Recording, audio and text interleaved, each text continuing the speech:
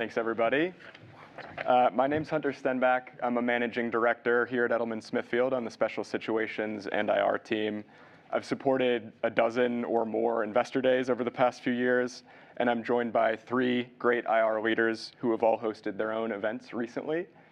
So before we jump in, just like to introduce Rebecca Gardy, Chief Investor Relations Officer at Campbell's, Tyler Scott, Head of Investor Relations at Cognizant, and George Mihalos, Head of Investor Relations at FIS. Thank you all for being here today. Of course. So we'll go down the line here. Would love to just hear a little bit more about the events you recently hosted, the rationale and the premise. And Rebecca, maybe we can start with you. I know you hosted an event in the midst of a name change and a listing change. So could you share a little bit more about how that played into your thinking? Yeah, for sure. And thank you for having us here. So I would take one step back and say the investor day we had was in September of 24.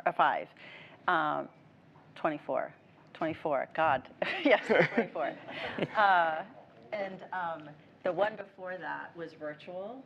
So the last time that everyone had been face-to-face, with our management team was in the middle of 2019, right? And if you think about just the enormous amount of things that have changed externally and then internally to Campbell's in that time period, while I think it's best practice to run an investor day every 2 years or so, it was way overdue in terms of getting our message out. So you had externalities like obviously COVID and all of the things that cascaded from that, generational inflation, e-commerce accelerating in our business. And then you had a new CEO, new CFO, new head of IR, new head of supply chain, new head of HR.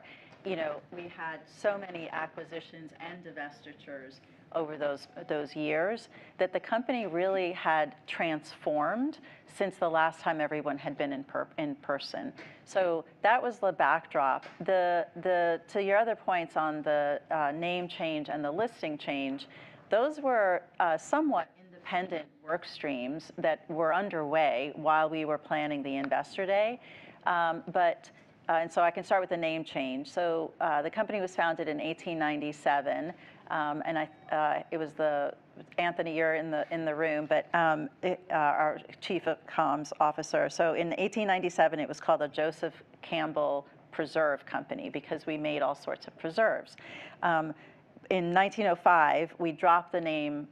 We dropped from the name the word preserves, and we focused on soups. So you keep kind of going along in our history, and over time, while we're still very much in the soup business, we then acquired Pepperidge Farm and our beloved Pepperidge Farm cookies like Milano, and then we acquired Snyder's Lance. We then acquired Pacific, which is an organic line of soups and meals, and then we acquired Rao's most recently in March of 24. And so the company really was no longer just a soup company. So dropping the soup from the name was a nod to just the enormous portfolio reshaping that had occurred. So that work stream in process alongside the investor day preparation. And then the listing exchange, again, a legacy company, 70 plus years listed on the New York Stock Exchange. And so we had the opportunity, to converge those work streams. Again, very thoughtful decisions about why we were doing it and what we were trying to accomplish. There was nothing as spectacular as seeing our brands come to life in Times Square during the investor day. So we changed the listing in August and then had our investor day in September. So those work streams really converged, and we leveraged the opportunity to hold our investor day at NASDAQ, and it was really a phenomenal event. It's fantastic. George, same question. What was the rationale for FIS hosting its investor day? So I'll echo a little bit of what Rebecca said. Sans the long history, we've got a shorter history, but we were undergoing a period of pretty significant change, and the event that precipitated deciding to go ahead with the investor day was our last investor day was 2018. 2019, we made a very, very large acquisition, one of the biggest in the payment space. And then come 2023, we were unwinding that acquisition. We actually sold the majority stake. We're actually in the process now of selling that business in its entirety.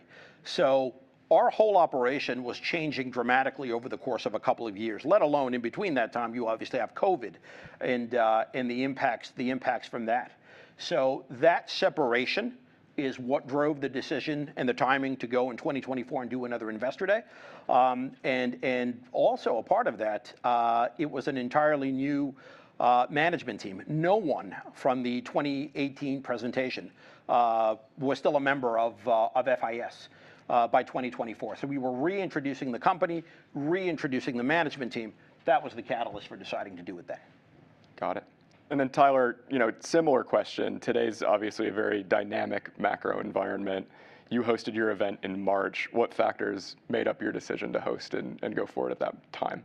Yeah, absolutely. And thank you again for having us here today. A lot of similarities between all of this. Our last Investor Day was actually also in 2018. So we had our last in-person Investor Day in 2018.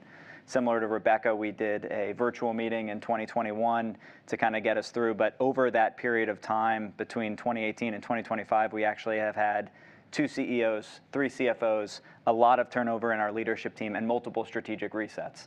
And so I think the timer started to tick in January of 2023 when our CEO came in, and we knew we were in the process of a strategic reset. Ultimately, I think even the Edelman Smithfield team had helped us debate the timing a number of iterations in terms of when was going to be the right time to actually do the meeting. I think what we had felt is that the company wanted to build a bit of a track record before we go into our next investor meeting. We wanted to make sure that we had the performance to back up what we were going to be talking about, and that was a very critical piece for us. We took about 2 years to kind of feel like we were on pretty solid ground to come out and do the full-scale Investor Day.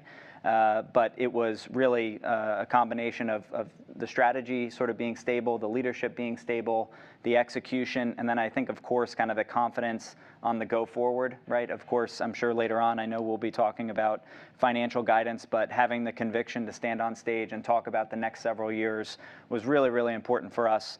And in the midst of a lot of change for us, I'll get the buzzword out there early, but generative AI is a huge impact on our industry. I know it's probably a huge impact on most of our industries in here, but there is a lot of debate. And I think for us, we wanted to get out ahead of that narrative and make sure that we had sort of a strategic posture on how we were going to capture that opportunity. And so that really, put a little bit more emphasis on the timing this year. That's great. Rebecca, could you talk about some of the steps you took to prepare for your Investor Day, and when did you begin the planning process? Yeah, it's a great question. So I, of the opinion that good practice is to start about 6 to 9 months in advance. In our case, we had originally planned on doing the Investor Day in June. And then I think upon further reflection in terms of like the stress on the teams and some of the things that were going on, we extended the time and we moved it to September, right? And so what was really interesting, and we were talking back in the other room, the tendency is, oh, I have more time, and then the work streams were going to slow down. And so I was like a broken record telling everyone not to squander the extra 90 days and keep it moving. And so we had a very clear work plan. The way we organized the teams, I don't know if we're going to talk about this later, but we had each of the speakers had kind of 2 lieutenants, one on the finance side and one on the strategy side. So the teams were really organized with their own plan of action, and were ready to be activated. And so that was a huge thing. Our strat plan was finished in like the May-June timeframe, which was another reason why September made more sense. So we aligned internally and then took it externally in September. So yeah, that's pretty much, I think, kind of, and the other piece I think was making sure that we had the right team of outside help alongside. So we used an event planning company that has many, many years of experience working with our company. So they know the people inside, they know our assets, they know our brands, they know how to represent them, they know our story. So that was incredibly helpful to bring it to life. And then I hired a design team to augment the internal design team that we had, really just to have everybody have a kind of a lane to focus on. As you know, these investor days take, like, it's all hands on deck, right?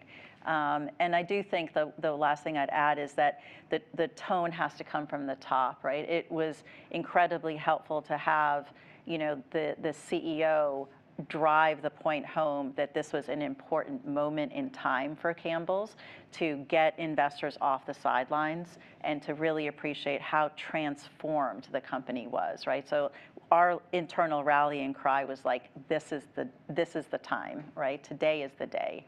And so everybody was kind of rallying around that, but that came from the top. It really is so important to have that executive sponsor at the top that really champions the event. Yes, because I think the other thing I'd add is, you know, as IROs, we all know how difficult it is at times to lead through influence rather than direct reporting lines, right? So to be able to influence people to stop what they're doing and help on this investor day for the sake of the entire organization takes incredibly exquisite influence, and it helps if the CEO is aligned, you know, and is helping set the tone. Absolutely.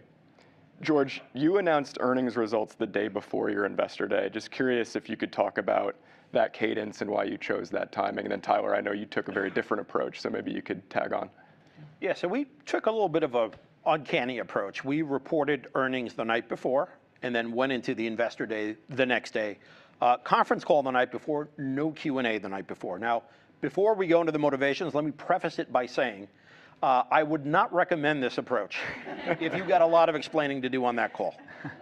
Thankfully, it was a fairly vanilla quarter, simple to explain, and we went right into the investor day. The motivations were really twofold.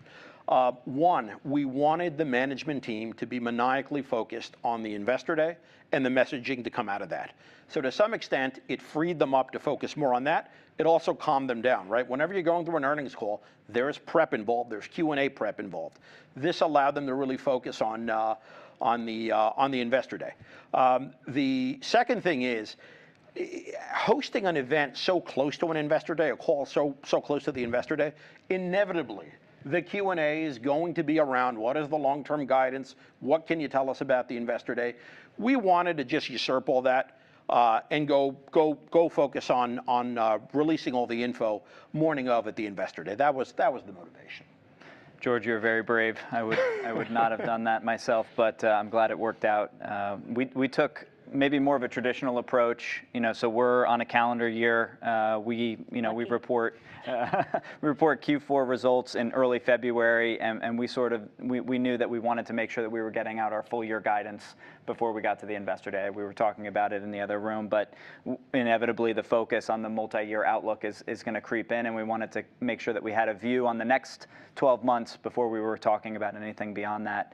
And so we ended up doing our investor day at the end of March, and the timing there was kind of a combination of just convenience of executive calendars. We knew March was the target month, and we were also trying to line it up with how we were thinking about our annual report and our proxy and some other things that were happening behind the scenes. And so a lot of different factors came into it, but we also wanted to have it in a spot where pretty shortly after we could give proof points on what we had just talked about. So we had, fortunately, some nice guidance just before the call. We were able to talk about a little bit of our longer term thinking at the end of March. And then when we talked about our Q1 results in May, we had a nice follow on. And so that was really how the timing, kind of came together. It was a little tricky because we did it on March 25th. That is the week of quarter close, which all my BU leaders and other folks reminded me of very often. So there was a little bit of extra stress on the system. But again, we had the buy-in from the top, and to have the CEO and CFO making this a priority, and really a priority even at our board level, really helped us kind of push through and was pretty critical in the planning process. We did ours about a week after our fiscal year end call. for a lot of the same reasons you just touched on. We wanted to kind of give the full year results, give the outlook for the following year, get through all of those questions, and then come back with that as the launching off point for a 3-year algorithm. So we wanted to address any questions about the next year in those couple of days, get that through the system, and then really focus on a long-term vision for the company. Yeah, so 3 unique approaches, but all worked out in the end. Going to shift gears here. We typically counsel clients to conduct a perception study before an investor day. George, maybe we'll start with you and work our way down the line. Did you conduct a perception study, and how did the findings inform the messaging?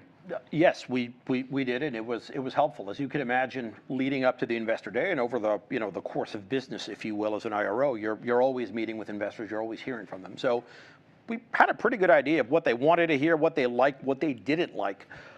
Heading into the investor day, what was helpful with the perception study is just to have that external verification, if you will, that validation of, yes, what we're hearing is in fact that dovetails with what other people are saying. And we were able to present that to management. It just helped us be maybe a little bit more aggressive in the type of messaging we wanted to pursue. Great. Very similar approach. I think even probably 12 months before our investor day, we were already talking about the fact that we knew we needed to do an investor day. So, and our investors and analysts were never shy about kind of letting us know what they wanted to hear. But we did do an official kind of third-party perception study 6 months or so before the event.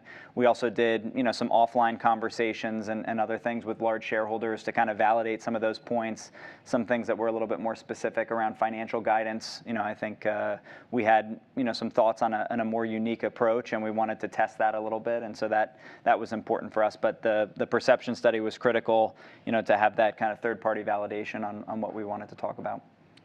Yeah, I mean, I've certainly taken that approach before at other companies. In this particular instance, our CEO, CFO, and I have and can continue to engage so frequently with our investor base and target shareholders, importantly, as well, that we felt very, very confident that we had a very good pulse on what we needed to talk about and what they were looking for, and how we needed to kind of close the gap on maybe some of the legacy perceptions about Campbell's versus what the company was now. And so my recommendation was that we do not do a perception study up front. Again, we felt really comfortable that we knew what we needed to get across. Instead, following the event, was probably closer to like a message absorption study to really gauge like how well our message had landed. Did we come across as credible?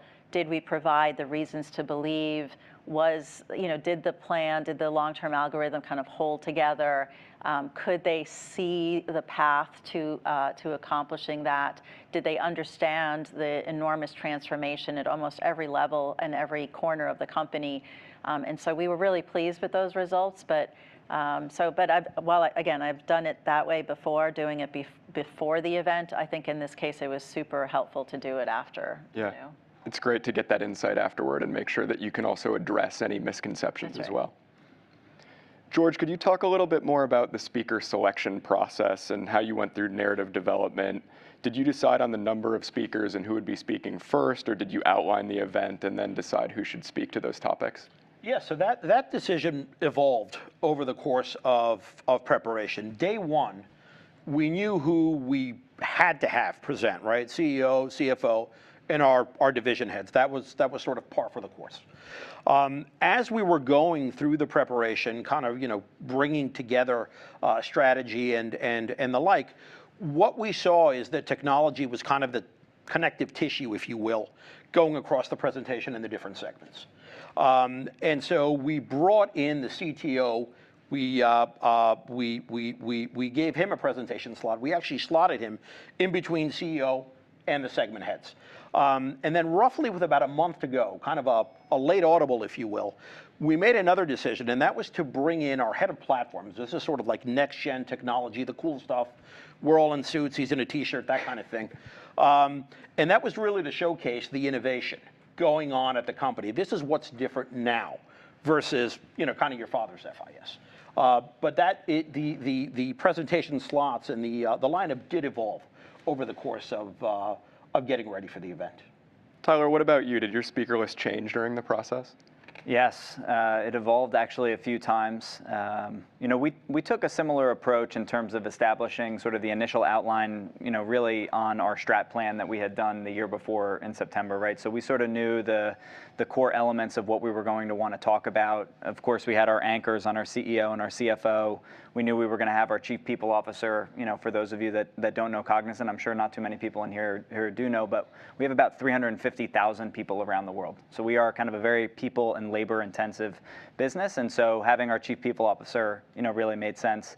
But we're also B2B, right? And so it's very hard for, even in our investor discussions, to talk about sort of the services that we provide, the technology that we're providing. And so we knew that we were going to need to have a blend of, sort of the market leaders, our business unit leads, but also some folks that could demonstrate the capabilities that we were bringing in, right? So we had service line and delivery leaders that were presenting in conjunction with some of our market leaders. And then we also brought in, I think, some of our technology team, our AI innovation lab, and we ended up actually doing a live demo during the event, which was a little bit risky, but they felt confident. It ended up landing okay, but that was kind of the thought process. We went through a lot of iterations. I mean, we were doing a lot of dry runs, unofficial dry runs, sort of seeing how the day was filling out. And so there were folks that kind of came in and came out, and what we tried to do early on, you don't want anybody to feel left out if they were on the initial presentation list and then they have to come off, but making sure that everyone kind of knew that it was going to be, a little bit flexible and we were going to need to kind of make decisions towards the end. But yeah, so that was kind of our thought process. What about you, Rebecca? Yeah, we had, so I was really conscious of some of the feedback that I had gotten was that investors wanted to keep the day to about a half a day, right? So kind of started with how do we do this in a 4-hour block, right? And hit what we need to hit. So we had the CEO and CFO and the 2 division heads. We had originally contemplated having the head of supply chain also present, but again, kind of conscious of the kind of a somewhat arbitrary 4-hour block of time. We wanted to make sure that we had the experience, right? Because we're in the food business, right? So having that experiential element to our day was important. And so we kind of backed into the right number of speakers, and the supply chain narrative that we wanted to come across really became embedded in each of the 2 division presentations, right? But we did have our head of supply chain join the panel Q&A at the end. So he was available and he was in the room. So that's the evolution that we went through with our speakers. But that's great. Tyler, could you talk a little bit more about the process to prepare your speakers? What worked well to get the management team ready? What maybe didn't work so well? And how did you tailor the approach to each individual, knowing there's different personalities at play? I think we had a very similar experience to Rebecca. The more time there is, we will fill up the space with more work and more dry runs and more prep.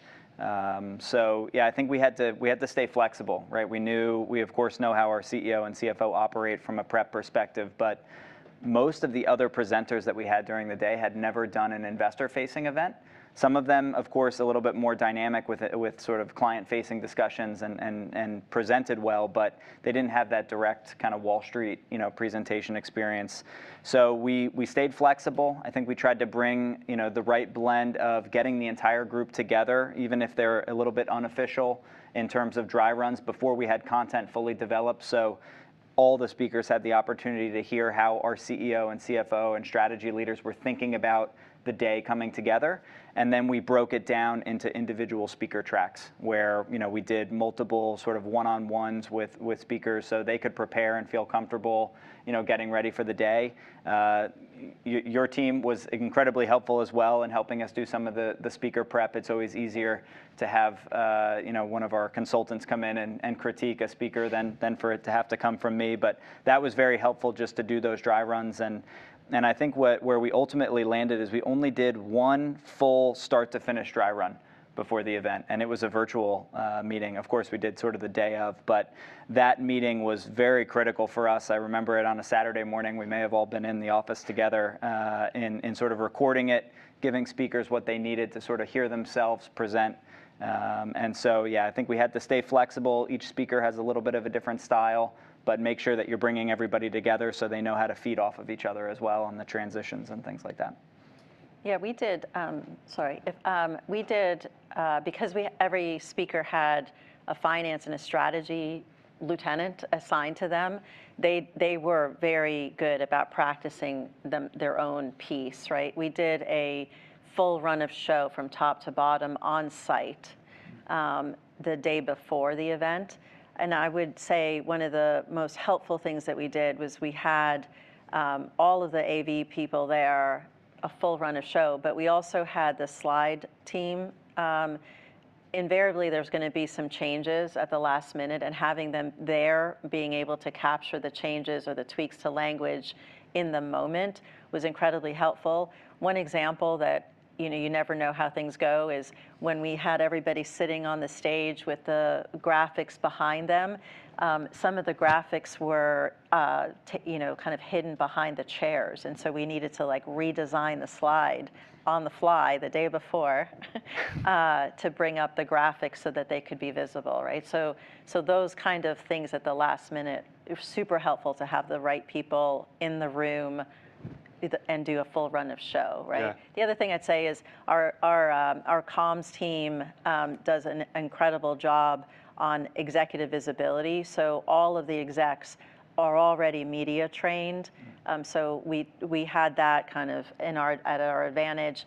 And then in the weeks leading up to the event, I did my scary version of Reg FD training for everyone that was in the room. So everyone was absolutely terrified to speak to anybody. We had a lot of Campbell's employees in the room during the event.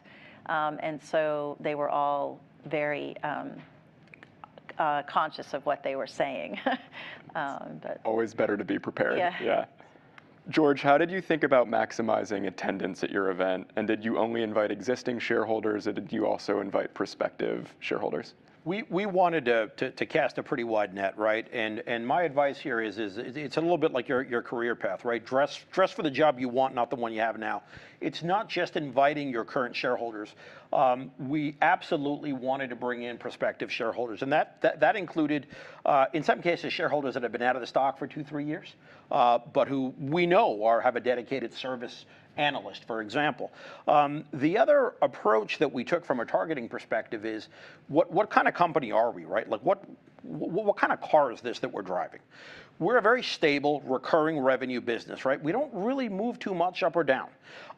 And so the business model that we like, or what we like to be called, is a compounder. I like to be called boring. I think it's the greatest compliment in the world for the type of business we are. But we wanted to go after an investor that is looking for that kind of, stable growth, big capital return, a lot of consistency and predictability in the business.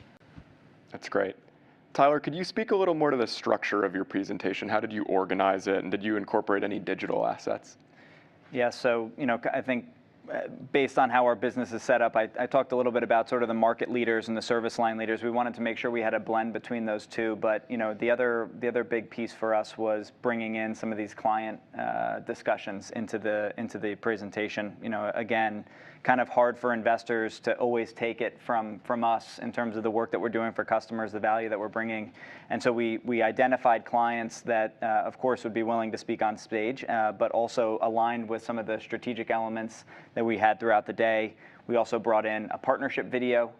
So we had a ServiceNow video that kind of played and was tailored to Cognizant that kind of came up as a little bit of a break during the day. That was extremely helpful. And then, we also brought in some demos of work that we're doing, and it was great for investors to kind of actually get to see the work that we're doing, ask questions to leaders that are kind of running some of these technology and these capabilities. And so, we tried to structure the agenda in a way where it was consumable presentations. I mean, we had 8 presenters, which is kind of a lot, as we know from some of the benchmarking work we all did together. But we tried to keep them very consumable, where people weren't getting bored with 10 or 15 or 20 minutes of talking. But it was quick, bite-sized. It was broken up with some of the client panels. We had a technology demo that came in the middle of the event as well, and then a couple of breaks to make sure that folks could kind of get the experiential demo stations as well. That's perfect, and it's a good segue. Rebecca, your Investor Day had a lot of experiential elements as well that highlighted all of the brands that you offer. Could you talk a little bit more about those? How did they resonate? And then I know you have a video as well. So having in my career worked for as head of IR for a cybersecurity company where success is like the absence of anything happening, right? It wasn't fun to showcase anything there, right? It was like nothing's happening, yay!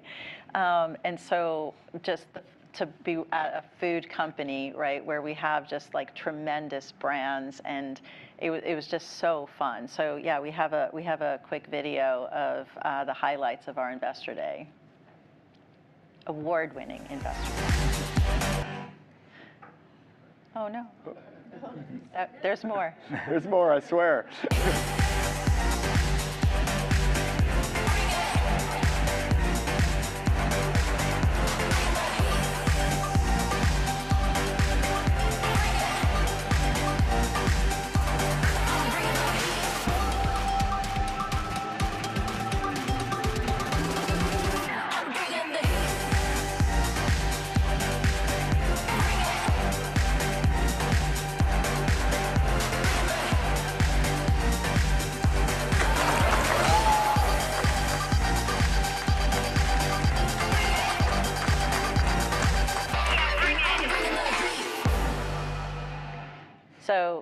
So you can see that the experience really started before the investors and analysts even got to the presentation room. We had a timeline of all of the major milestones in the company's history in the hallway that they walked through. We had a lot of elements from our just incredible archives on display in some of the waiting areas.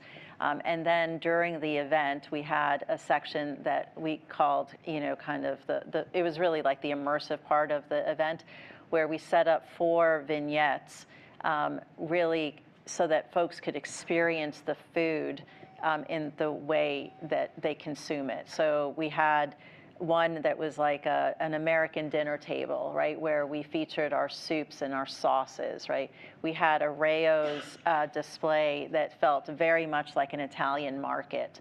We had an office environment. We called it internally, we called it like the office oasis, which was included both the like at-home office and the in the office vignette, where we had our snacks and some of our more convenient soups displayed. And then we had the entire outside space at the NASDAQ Tower.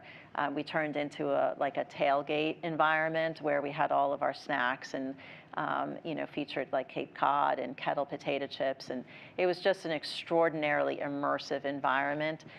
So that was such a huge part of the event. Yeah. And now I'm very hungry. Yeah. Really fantastic. I know we're getting to the end. I want to make sure that we leave a little bit of time here to talk about guidance, and then we can open it up to the floor. But maybe, George, we can start with you. You provided a medium-term outlook at your Investor Day for 25 and 26. Why did you decide on that time frame for the guidance?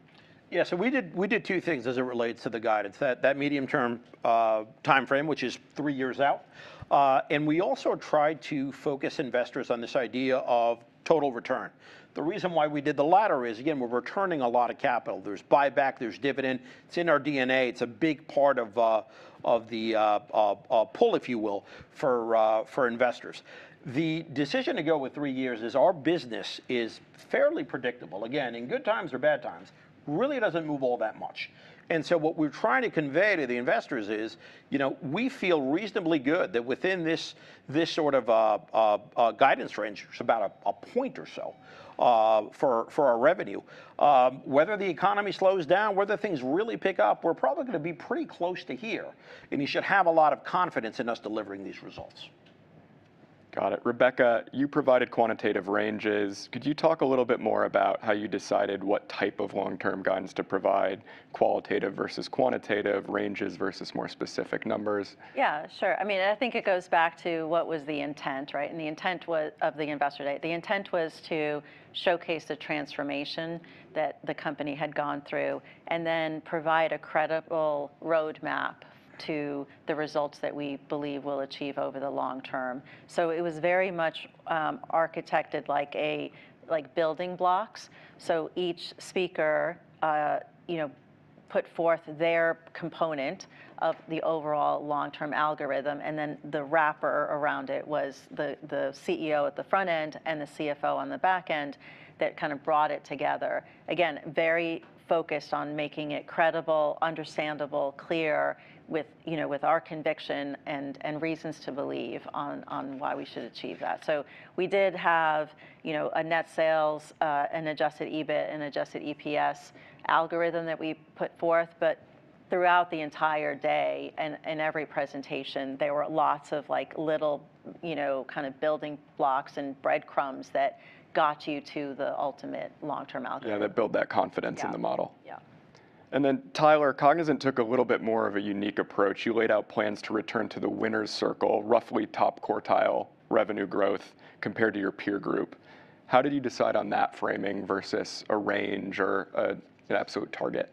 So I think one of the big things that informed that was, some of the perception study work that we had done the year before, but we've now all been listening to investors for 4 or 5 years ask us about how we're growing revenue relative to our peer group. And so I think that we anchored on that sort of relative performance as a good benchmark for us. Again, the industry that we operate in, sort of IT services broadly, generally you would look at either GDP growth or like IT services budget growth if you were to think about what sort of our TAM is growing, which are kind of hard numbers. There's not great market data on IT budgets. There are a lot of advisors that will tell you they have a lot of confidence in numbers. Generally we will disagree with those, but what is kind of a sort of an objective view is how you're performing relative to other publicly traded competitors. And so we settled on a group of 10 or 11, 10 competitors, right? Publicly traded data points that are available for everyone. It's actually the same peer group that we compare our executive comp metrics to in our proxy. So it was aligned exactly there, good tie-in from a governance perspective. And I think that we had also had some lessons learned from past investor days. So we had the November 2018 investor day, we had an investor day in 21. In both of those instances, we provided absolute targets, right? And actually within 12 to 18 months, those targets were kind of out the door. And so I think that from a credibility standpoint, we felt that based on what we knew internally, our planning process, the confidence on a go-forward basis, that relative benchmark would be something that we could kind of stand behind for a multi-year period. We also gave a 3-year outlook. We had given our full year guidance, but the targets that we gave ran through 2027. And so, we felt like that was a good way. We were fortunate. We sort of had planned to get back to the winner's circle by 2027. We've actually had 3 quarters where we can actually claim that we've done it 3 years early, which, we didn't plan it that way exactly, but it has been good. I think, of course, there are some limitations to that. We've now achieved the winner's circle. It has not necessarily reflected in our valuation and our TSR, which is unfortunate because there's other market dynamics and things that are going on, but we can at least very credibly stand behind that, and I think that's been an important thing for us as we kind of are rebuilding and kind of pivoting our strategy on the years ahead. That's great. We've covered a lot of ground. I did want to open it up to the audience if there are any questions in the room. If you could raise your hand, we'll run a mic over.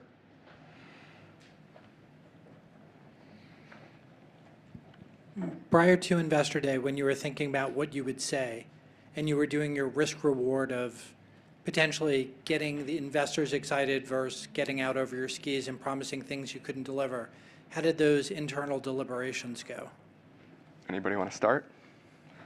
I mean, look, the advice that I've always gotten, and I think the way that we've operated, is don't put anything out there that you don't have as much conviction as you possibly can, right? So I think that we had the experiences from the past on introducing targets and maybe getting out a little ahead of ourselves, and so that definitely weighed on how we were thinking about the targets that we provided.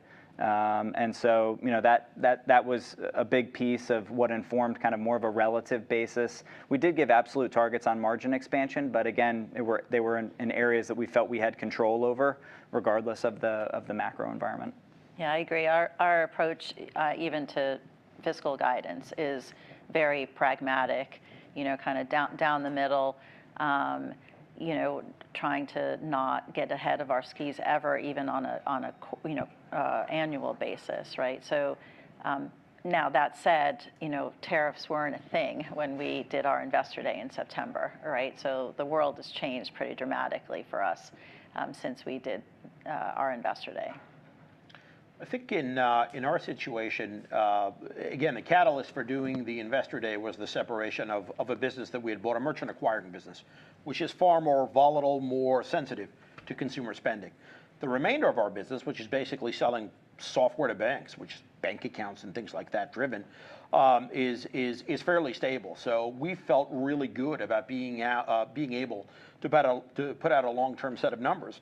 And that set of numbers, just to be clear, was lower than what the company was talking about when they went and made that big acquisition back in 2019 and 2020. So we felt reasonably good, and we still feel reasonably good about the parameters we put out. Thank you. Hi, I'm Christiana from Five Below. I have a quick question for Rebecca. Now, when you decided to move the day from June to September, had you already communicated anything to the street? And if you did, how did you go about telling them it was going to be delayed?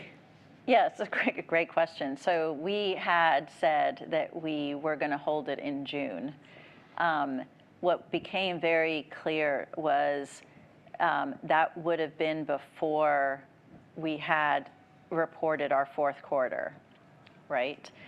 Which made it very difficult to then have a launching off point.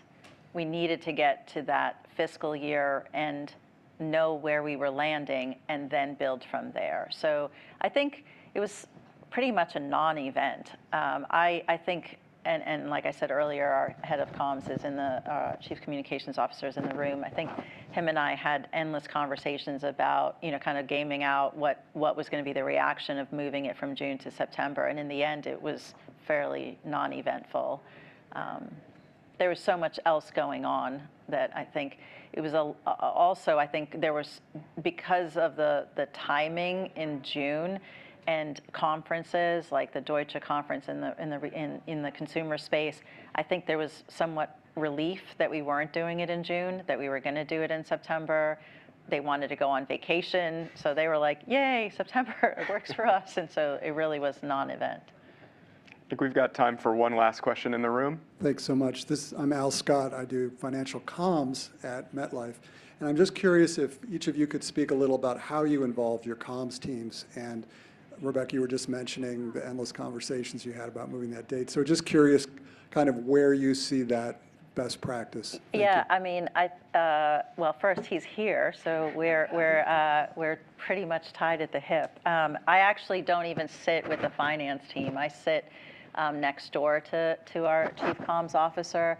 I think both him and I are very big fans of holistic communication, like what we say to employees, to our plant operations teams, to our customers, to our consumers, and to our investors. Everything is very, very aligned. I review materials his team is putting out. He reviews materials that I'm putting out, so that we are very, very tightly aligned. I've really enjoyed that relationship. In prior roles, I've also run comms, so it's aligned. But having a strong partner, it has been really, really helpful. For us, I sit a little closer to the finance team, actually. He owes than- you yeah. a cookie. Yeah. But I think that we also make sure that we partner extremely closely with our comms team. Even when we were getting into the brainstorming and timing phase, there was a lot of collaboration just in looking at the different communications plans for us. Right. It was also a very holistic day. There were internal updates that were going out to employees. We had media. We also had, of course, the day of event, and then a lot of things that were happening after. So it was a close collaboration, pretty similar to how we would operate through earnings, but on an extended period. And we just stayed very close. The comms team was super helpful in making sure that we had, across social media and all of our other platforms, what we were saying to clients, getting that immediately tied in on some of our client-facing materials. So it was a close collaboration, but nothing too unique. I'd say much of the same. I mean, even in our earnings process before we release earnings, comms is part of that team that meets every twice a week going into earnings. So they're intimately involved. When they're putting out a press release, we review it. When we want to message something, they're involved in that as well. So we tend to work pretty closely. I know we're at time. Just one lightning round question to close. Are there any tips you wish you knew before you planned your event now that you've done one, or several? We should push it out as far as possible. It's a tremendous amount of work. I will just say one thing. I agree. Our timeline was about 9 months from when we decided to do it, and then it ultimately happened. And I would say the first 3 months were I call the theoretical period. Yes. Effectively, nothing gets done. People have great ideas. They go I'm nowhere. saying. No one really wants to do anything. And then it takes that call, inevitably, from the CEO, getting read the Riot Act, and then all of a sudden, things start happening. So if I could go back, probably have the Riot Act a little sooner. That's probably. Honestly, I think that's why we were able to do it in September, because they thought it was going to be in June. But I was always Anthony knows, I had a calendar on my door, and I was like, every day was crossing off a day, right? Just to drive the message home that, we're down to like 27 working days, 26 working days.